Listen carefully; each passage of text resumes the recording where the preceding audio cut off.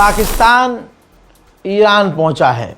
पाकिस्तान के आसिम मुनीर, तस्वीर सीधा आपके सामने, पाकिस्तान के army chief Asim Munir Iran पहुंचे हैं और उनको रिसीव करने के लिए ईरान के विदेश मंत्री अब्बास अराक्ची खुद पहुंचे थे। दोस्तों, ये बड़ी बात है, एक देश के आर्मी चीफ को रिसीव करने के लिए भाई किसी देश का विदेश मंत्री खुद खड़ा हो, ये अहमियत बताता है कि पाकिस्तान को कितना मानता है ईरान।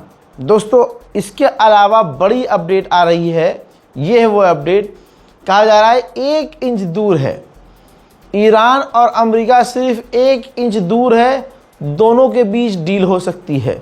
लेकिन ये बात कह दूं कि कंफर्म कुछ भी नहीं है, क्योंकि यहाँ एक तरफ ईमानदारी से ईरान है, धोखे से कत्ल करने वाला अमेरिका है। वहीं आपको बता दूं कि कहा जा रहा है डील हो जाएगी, लेकिन मैं फिर कह रहा हूँ कंफर्म कुछ नहीं है, क्योंकि खबर ये भी है कि अमेरिका ने दसियों हज़ार फौज मिडल ईस्ट की तरफ और भेजी है, यानी भारी मात्रा में पहले से ज़्यादा फौज और हथियार भेज रहा है अमेरिका। तुर्की के राष्ट्रपति रजब तैयब एर्दोगान का सीधा पंगा अब शुरू हो चुका है इजराइल से। तुर्की के राष्ट्रपति रजब तैयब एर्दोगान ने कहा कि मैं याद दिलाना चाहता हूं बच्चों के कातिलों को, इजराइल को, नरसंहार करने वाले देश को, तुम्हारे बच्चों को और हमको कुछ नहीं कह सकते। तुम तुर्की के ऊपर किसी भी हालत में कभी भी उंगली नहीं उठा सकते। उधर इजराइल ने एक अरब की महिला को गिरफ्तार किया है, फिलिस्तीनी महिला को। इल्ज़ाम ये है कि ये ईरान के लिए जासूसी कर रही थी। जो डे 1 से मैं कह रहा हूँ वही बात अब रशियन ऑफिशियल ने कहा है, इसीलिए ईरान को सतर्क रहना चाहिए। रशियन ऑफिशियल ने कहा कि अमेरिका इजराइल ये बातचीत का ड्रामा कर रहे हैं, ये अमेरिका सिर्फ ड्रामा कर रहा है। वो इस बातचीत के बीच तैयारी कर रहा है और पूरी तैयारी उसे करनी है, क्योंकि उन्हें ईरान के ऊपर ग्राउंड ऑपरेशन करना है।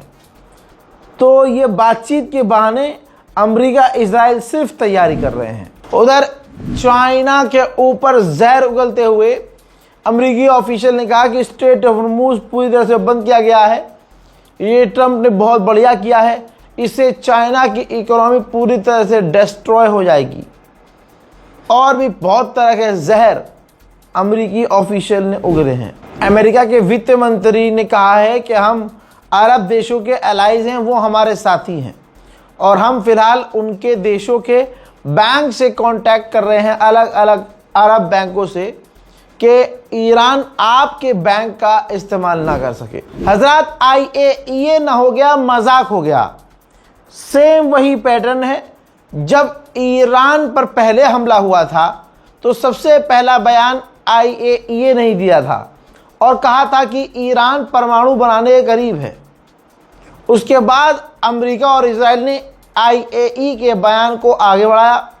उसके बयान का सहारा लेकर इजराइल के अमेरिका के द्वारा ईरान पर हमला कर दिया गया।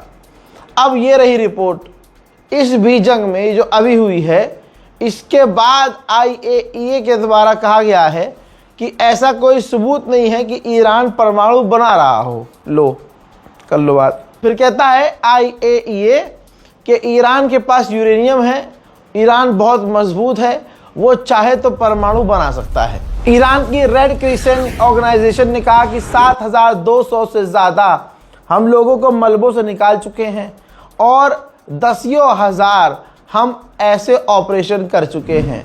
यही रेड क्रिसेंट से फिर मुलाकात की है ईरान के प्रेसिडेंट पेज़ेश्कियान ने, जो डॉक्टरों की संस्था है और इनके अंदर ह्यूमन राइट से जुड़े हुए और भी लोग काम करते हैं।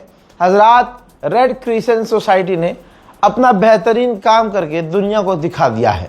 ईरान के राष्ट्रपति ने कहा कि वो हमें आतंकवादी कहते हैं, जबकि आतंकवादी वो खुद हैं। उनका जहां मन करता है वो वहां हमला करते हैं, वहां आतंकवाद फैलाते हैं, वहां नरसंहार करते हैं, लेकिन दुनिया उन्हें कुछ नहीं कहती।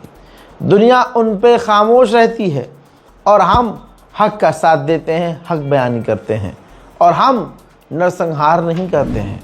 अमेरिका ने हर बार छुपाया, अभी तक छुपाया, लेकिन हम नहीं छुपाएंगे। कुवैत अब बेचारा छुपा कर भी नहीं छुपा पा रहा है। ये बिफोर आफ्टर देख लीजिए, कुवैत में अमेरिका का बेस, जी हाँ सही देख रहे हैं आप, कुवैत में अमेरिका का बेस जो पूरी तरह से ईरान ने तबाह कर दिया था। अमेरिका की कमर तोड़ने के लिए रशिया भी कूद आया है। रशिया ने कहा, बल्कि रूस के विदेश मंत्री सरगेई लावरोव ने कहा कि हमने देखा, हमने सुना कि अमेरिका ने अपना रास्ता बैरिकेड करके बंद कर दिया और चीन के खिलाफ बयान दिया कि चीन को जो तेल देता है ईरान, हम उसको ले जाने नहीं देंगे, हम चाइना को परेशान करेंगे। तो आज से हम ऐलान करते हैं, रशिया ऐलान करता है कि रशिया अपना मैक्सिमम तेल जितना वो दे सकता है वो तेल रशिया चीन को देगा। तुर्की के विदेश मंत्री से किसी पत्रकार ने पूछ लिया कि क्या इजराइल पागल हो गया है, तो उन्होंने कहा कि नहीं, इजराइल को जो चला रहे हैं वो पागल हो गए हैं। देखिए,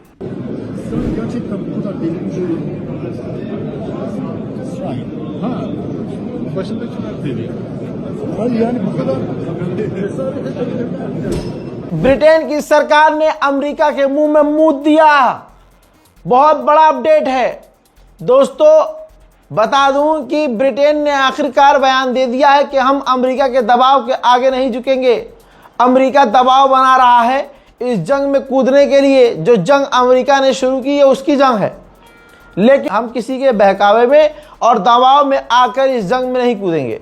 डोनाल्ड ट्रंप अपने मुंह से कह रहा है कि मुझे मना कर दिया गया कि स्ट्रेट ऑफ हॉर्मुज का नाम बदलकर स्ट्रेट ऑफ ट्रंप नहीं कर सकता। यानी डोनाल्ड ट्रंप सोच रहा है कि जो चीज मुझे पसंद आए मैं योगी जी की, मोदी जी की तरह उसका नाम बदल दूं और वो चीज मेरी हो जाएगी। अरे ये पावर योगी जी और मोदी जी के पास है बाबा, तुम्हारे पास नहीं। हजरत मोहतरम लीजिए, जो कहा था वो मैंने आपको बता दिया है, बल्कि अब दिखा रहा हूं। लीजिए दोस्तों, आपके सामने तस्वीर, जद्दा पहुंच चुके हैं पाकिस्तान के प्रधानमंत्री शहबाज शरीफ। अरब के दौरे पर पाकिस्तान की डेलीगेशन निकली है। उधर भले ही सीज फायर हो, लेकिन ईरान कुर्दों को नहीं छोड़ रहा है। कुर्दों के ठिकानों पर ईरान लगातार ड्रोन हमला कर रहा है।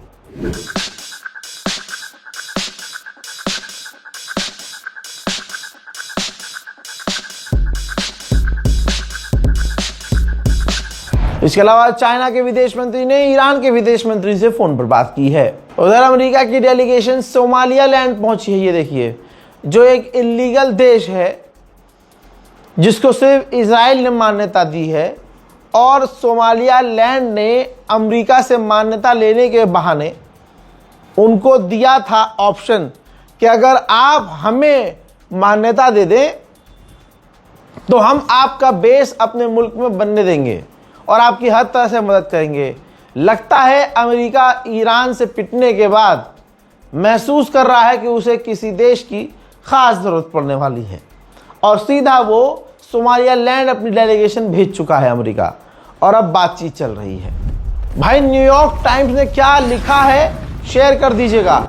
अमेरिका के अखबार ने लिखा है कि 4 तरीके से डोनाल्ड ट्रंप की इस जंग से अमेरिका को बड़ा नुकसान हुआ है। पहला ये कि इस जंग से ईरान बहुत मजबूत हो गया है। दूसरा, अमेरिका के हथियार खत्म हो रहे हैं। तीसरा, अमेरिका के एलाइज से अमेरिका के रिश्ते खराब हो चुके हैं, अमेरिका पर अब साथी भरोसा नहीं कर रहे।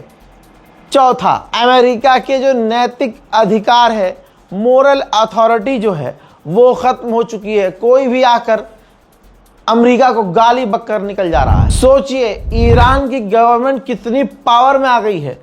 ईरान की ऑफिशियली गवर्नमेंट के द्वारा ऐलान किया गया है, ये वीडियो है, ऐलान किया है कि ईरान को कोई ब्लॉक नहीं कर सकता, ईरान के आगे कोई ब्लॉकेज नहीं कर सकता, और हम न्यूक्लियर प्रोग्राम कभी नहीं छोड़ेंगे, यूरेनियम का एनरिचमेंट हर हाल में करेंगे। ले बेटा, उधर ईरान की जीत का ऐलान आईएमएफ कर रहा है। ये अपडेट पढ़िए। आईएमएफ ने कहा कि ईरान के हमलों से पूरी दुनिया नुकसान उठा चुकी है, पूरी दुनिया को महंगाई का झटका लग चुका है। बेचारा ट्रंप अपनी कहानी लिख रहा है और उस कहानी को सच मान रहा है। जैसे उसने एक कहानी लिखी कि हमने जो ब्लॉकेज किया है उससे ईरान का तेल और ईरान का तेल स्टोरेज भर जाएगा। जब वो भर जाएगा तो वो तेल ख़राब हो जाएगा, ईरान उसे बेच नहीं पाएगा। हजरात, यही बेवकूफ़ी है। जो आदमी सोच रहा था कि एक हफ्ते में मैं पूरा ईरान जीत लूँगा, 45 दिन पिटने के बाद, सीज फायर के लिए रोने के बाद, अब ये लिख के सोच रहा है कि लिखित में मैं जीत जाऊँगा। बहरहाल, इस रिपोर्ट को शेयर कीजिए, इंतज़ार कीजिए अगले अपडेट का। जय हिंद।